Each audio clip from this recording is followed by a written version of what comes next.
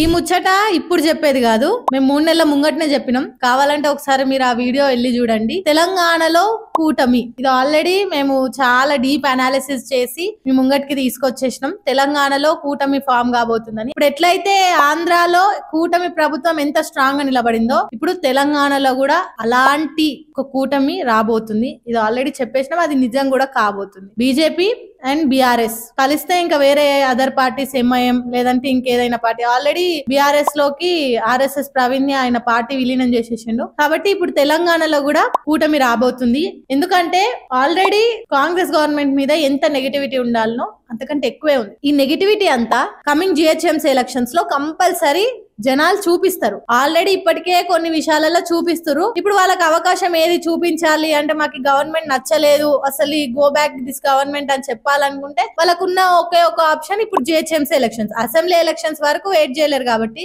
ఈ GHMC elections లో తెలిసిపోతుంది గవర్నమెంట్ కి ఎంత నెగటివిటీ ఉందనేది. పబ్లిక్ కూడా వాళ్ళు చూపించుకోవాలనుకున్న నెగటివిటీ వాళ్ళు చూపించేస్తారు.